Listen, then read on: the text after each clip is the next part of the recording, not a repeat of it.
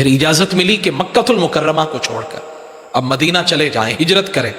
اب صحابہ کرام نے اپنے بچوں کو چھوڑا، ماں باپ کو چھوڑا، اپنے وطن عزیز کو چھوڑا، اور وطن بھی وہ جو مکہ مکرمہ ہے، کعبۃ اللہ مشرفہ کو چھوڑا،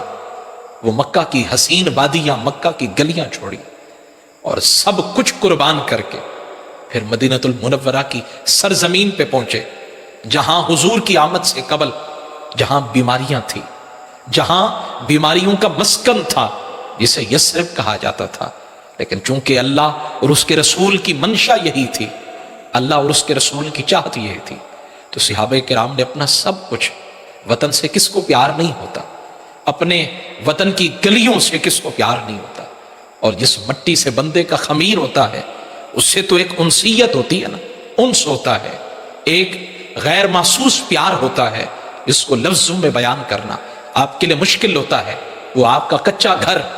جہاں آپ اپنے ماں اور اپنے بابا کے ساتھ بچپن گزارتے ہیں، وہ آپ کو عالیشان محلات سے بھی زیادہ پیارا لگتا ہے، کیونکہ آپ کی یادیں ہوتی ہیں،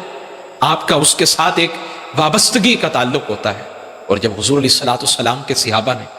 مکہ چھوڑ کر مدینہ گئے تو بڑی مشکلات کا سامنا کرنا پڑا، اور جب حضور تشریف لائے یثرب کو اللہ نے مدینہ بنا دیا، اور پھر میرے آقا صلی اللہ علیہ وآلہ وسلم نے بھائی چارہ قائم فرمایا، فرمایا اے فلاں تم فلاں کے بھائی، ایک صحابی کو دوسرے کا بھائی بنایا، دوسرے کو فلاں کا فلاں کا۔ اور جب میرے آقا صلی اللہ علیہ وسلم ایک دوسرے کا بھائی بنا رہے تھے نا، تو مولا علی پاک کرم اللہ وجہ الکریم کو کسی کا بھائی نہیں بنایا۔ حضرت مولا علی پاک ایک کونے میں بیٹھ کر آنسو بہا رہے، روئے چلے جا رہے ہیں۔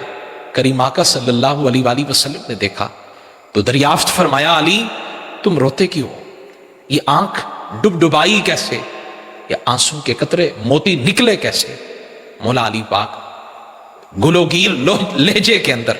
نمناک آنکھوں کے ساتھ روتے ہوئے عرض گزار ہوئے فدا کا امی و ابی یا رسول اللہ، حضور میرے ماں باپ آپ پہ قربان ہو، میں نے وطن چھوڑا ہے آپ کے لیے، اپنا سب کچھ آپ پہ لٹا دیا،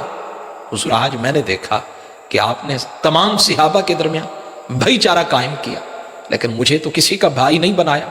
اس لیے مجھے رونا آ گیا۔ میرے کریم آقا صلی اللہ علیہ وآلہ وسلم نے مولا علی کی آنکھوں سے نکلنے والے آنسو دیکھے تو پھر حضور نے وہ جملہ بولا جو قیامت تک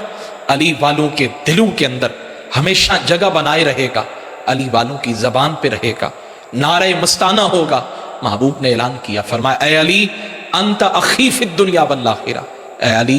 تم دنیا میں بھی میرے بھائی ہو، آخرت میں بھی میرے بھائی ہو۔ میں نے ہر ایک کو ایک دوسرے کا بھائی بنایا ہے، لیکن علی تمہیں میں نے اپنا بھائی بنایا۔